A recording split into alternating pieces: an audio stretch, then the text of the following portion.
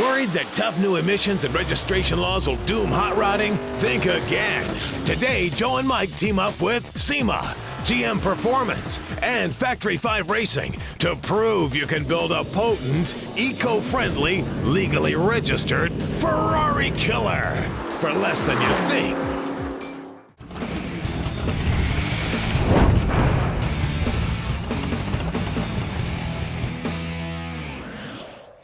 Here on Horsepower, we often celebrate the heritage of high performance. Today's show, though, is all about the future. We're going to show you how to build a car from a special kit using world-class race technology and power it with a high horsepower, environmentally friendly crate engine. Now, first, the car itself. It's the GTM Supercar from Factory 5 Racing. It's sleek, sexy, aerodynamic, and stands only 42 inches from the ground. And with its mid-engine design, it offers excellent weight distribution. Yeah, you can forget your old notions about kit cars with cheap components and air-cooled VW engines. This is a breakthrough in imagination, design, and technology. From the closed headlamp buckets to the functional cold air intakes, plus an elegant interior layout with custom padding and a cool carbon fiber gauge layout. Factory 5 was founded by brothers Mark and Dave Smith, a gearhead team that started business in a small shop south of Boston. Their first car developed from a kit was the MK3 Roadster, combining popular vintage 60s styling with modern technology and engineering. The world's changed.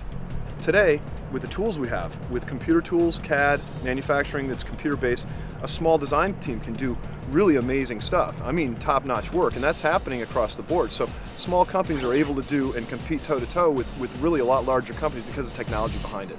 The result, says Dave, is better quality than ever in a legendary replica that's now affordable and easy to build. Then came the Type 65 Coupe, a replica that's faithful to the 6 original famous world champion road race cars.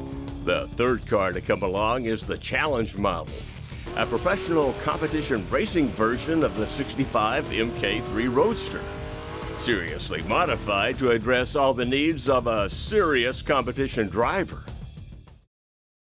Car number 4, the 33 Hot Rod.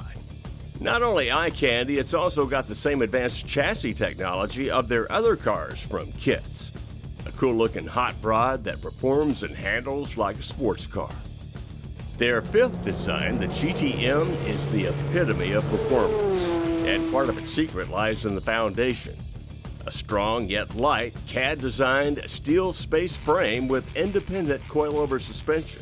Once a guy gets the kit from us, he can take a C5 Corvette, preferably a wrecked one, take off the suspension, the engine, the radiator, gas tanks, steering, basically anything we could use from the Corvette we did. Then you add a used Porsche 911 transaxle, some paint, and you're good to hook up and go. Where 60% of the weight is in the rear of the chassis, and the thing really does hook up well. While this GTM already has a more than decent LS1 engine for power, we're getting ready to swap that out for something even better. It's the new General Motors Performance Parts E-Rod crate motor that's been called the future of high performance for good reasons. It's a 6.2-liter LS3 rated at 430 horsepower and 424 foot-pounds of torque. It's the same engine that powers the new Camaro SS and the Corvette. Big power for sure, but also the smallest carbon footprint of any crate motor. The real secret to it is the technology that exists in production cars today. If you take a 2009 Corvette or a 2010 Camaro SS, they both deliver amazing performance, startling fuel economy. I mean, I get people that take their Corvettes and drive them because they want to make a long drive and save fuel. They want to get good gas mileage. So the LS series of engines delivers that in a production car. To be able to take that same technology and that same level of engineering and put that into a crate motor package is really what it's all about. It's really a good feeling to be able to do the right thing. So, you know, we don't have to do this. It's a case where it's something that General Motors believes in. We're focused on the environment. All of us as individuals feel the exact same way. I'm a hot rodder and have been my entire life. I live for performance and everything about it. Unfortunately, in the past, you had to compromise some of those things that you worry about for the future, and today you don't. I mean, I have children and grandchildren, just like, you know, everybody that watches this program, a lot of them, and we worry about what they're going to be left with. So we have a responsibility to be clean. The E-Rod is more than just a crate engine. It comes with an LS3 wiring harness, engine control module with an emission-friendly calibration, catalytic converters, and Camaro-style exhaust manifolds that are a little easier to work with than the Corvette style that dump in the middle. Now it also has O2 sensors and their bosses, a fuel tank evaporative canister, mass airflow meter with its boss, air filter, and a throttle pedal for the LS3's electronic throttle. So when you use this crate motor, you can build any kind of street rod, custom or kit car, so it can be registered for the street. That's all thanks to a collaboration that started a few years ago between SEMA and several California agencies. Joe, this is a very serious issue. California estimated there are 70,000 erroneously or illegally titled, specially constructed vehicles in that state, like kit cars, replicas, and hot rods. So the problem was vehicle owners were going to be threatened with prosecution and potentially have their vehicles confiscated. So SEMA stepped in to help find a solution. First, SEMA helped enact a bill to create a one-year amnesty period for owners to pay back taxes, fees, and fines, and avoid prosecution. What about future built cars? SEMA worked with the factories for their participation to provide crate engines that come with complete emission systems. And that's why we're here, getting ready for our first dyno test of an E-Rod crate engine built for environmentally friendly high performance.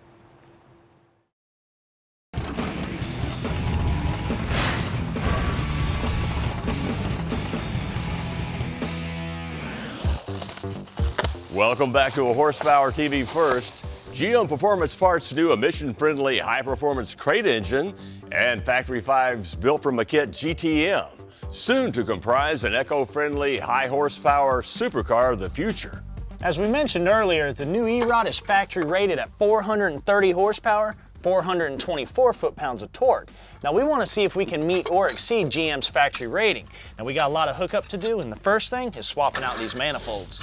We're using the Camaro manifolds because they're easier to work with on this application. Now we can install the two cat converters from the kit.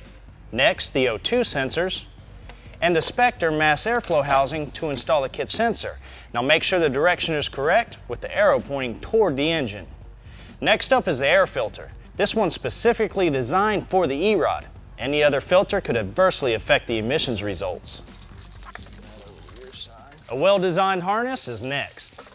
We wanted to do a harness that the public could buy, not designed for any specific vehicle, but that was easy to install, gave them all of the circuits, it was easy to mount the components. Every connector is color-coded. You simply slide them down on top, you'll feel it snap in, you retract the cover, till you hear it click, it locks in place and you're done. It's almost impossible to do this wrong. Very nice. Cool. Finally, we can install the LS3 accelerator pedal, and we're ready for some 93 octane fuel and a fire up. No leaks, everything's right on the money. So All right, Mike, you ready? let's do it. Here we go.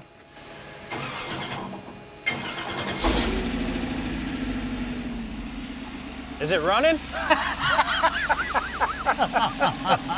How loud do you think 430 Man. horsepower needs to be? That is nice. Isn't it? All right, our dyno's no stranger to LS engines, and while the E-Rod warms up, take a look at some of the LS engines we've done performance builds to here in the shop. One involved the buildup of an LQ4 version we bought from a boneyard and made 386 horsepower on a budget of $2,000. Then by adding a hotter cam, beehive springs, 1.85 roller rockers, and a fast LSX component intake, we pushed that horsepower mark to 514. Later on, with the aid of some ultra high-tech equipment from Sensors Inc., we used our dyno in a test that proved an LS with E3 spark plugs could make more power while producing less harmful emissions. We used an LS1 mule motor to experiment with an EFI to carb conversion. And after the transformation, our old school meets new world LS produced 490 horsepower. We even built a 427 cubic inch LSX with a stage 3 cam, LS7 heads, single plane intake, and an 850 CFM car. And now this, a big first for us, not just high horsepower, but a higher priority, lower emissions. Nobody's more stoked about this than this guy. He owns the car. Man, that thing sounds good.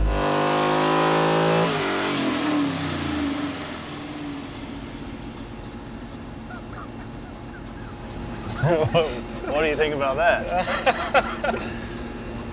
Good Lord. I don't even know if I want to say the number. And it's just a nice curve. I mean, that curve is just so Way it ought to sweet. be, yeah. You think that car was fast the way it sits? Yeah. Look at the power this thing's making at 6,300. 495 horsepower. 440 foot-pounds at 4,900. Wow. I'll take that. What do you think? After we get this all in, can I drive the car? Nothing funny about that graph. That's serious power in all the right places. Well, next, the E-Rod gets a new home so it can plant all that power, so stay with us.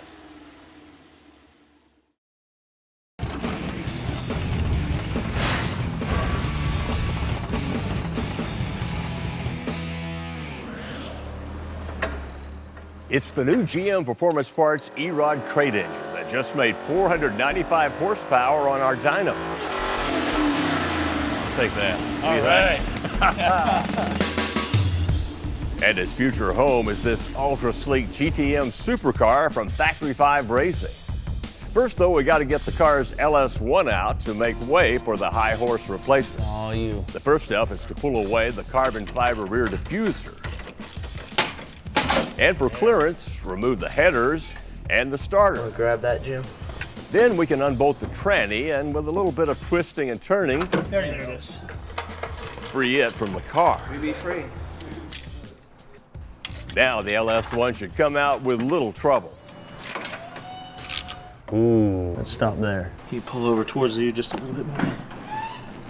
There you go. Straight up. Keep going. All right, we're clear to come all the way out now. Cleared the bar. You can change an engine fairly easily. The transmission comes off the back, so the engine will lift straight up, and that makes it relatively easy with just a couple of guys to get in and out. Is it lunchtime? I'm hungry. In order for the E-Rod to drop right into the GTM, we have to swap some of the parts. The accessory drive, motor mounts, and sensors, to name a few, so the E-Rod sits in the same location and has all the clearances of the LS1. The same goes for the oil pan. Because of the GTM construction, this pan will be reused to ensure clearance. It's a direct fit, and when it is installed, be sure to use a straight edge to line the back of the pan up with the block. The bell housing bolts to the block and pan. If the pan is not properly aligned when you tighten the bell housing, it will distort the pan and put unwanted stress on the block. We even go to the point to cast it right in the oil pan so you know. Oil pan alignment and torque critical. See service manual. Out with the old, in with the new. Once this E-Rod's installed, Judd's GTM will have perhaps the meanest and greenest small block ever planted in a kit car. We need to come down a little? Yeah, down gentle. It just makes the car so much more saleable and so much more easily registered wherever it is, and it just made a lot of sense to me. And I do recycle, so green is important too. This will make people be able to build a hot rod and not be apologetic about it. We can have big horsepower. Okay, come on down. It can start, it can run, it can idle. It won't throw raw fuel out the exhaust like a carbureted big block. And frankly, we make more power than we did 40 years ago when we were building big block Chevys. There you go. That's where we want to be. Meanwhile, with plenty of hands to help out, we've made this E-Rod engine install pretty quick and fairly simple.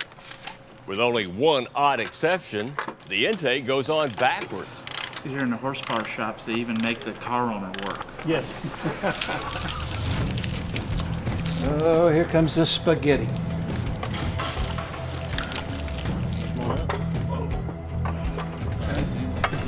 You drop the engine a little bit. There we go. There it is. I'm very excited about this E-Rod. I think just seeing how much power it made on the dyno, I really think it's going to make this car fly. I'm going to drive it, going to put some time on the track on it. I'm going to enjoy life at this point. It's taken this car to a whole nother level up. It's going to be fun. It's going to be fun. That's the whole idea behind this. All right, Mike, let's fire this thing up. Let's go. It's alive!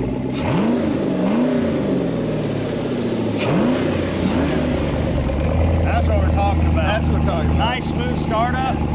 Are you sure you're going to be able to handle all this? I'm going to die trying. All right, I'd like to hear that. Man, that thing sounds nice. That is nice. It's Christmas. It's got a big bow on the top of it. It's saying it's Christmas. After the break, well, you guessed it. We'll be right back. You're watching Horsepower. For a DVD copy of this episode, just go to PowerBlockTV.com and order your copy for just $5.95 plus shipping and handling. Start your own Horsepower collection, delivered right to your door from the Power Block.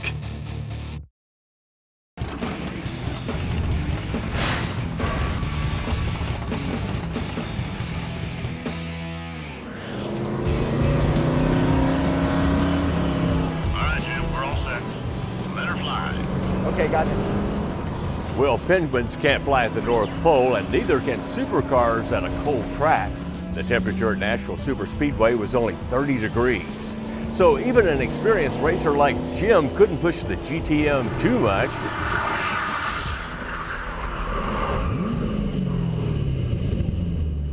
But that doesn't mean you can't have fun trying.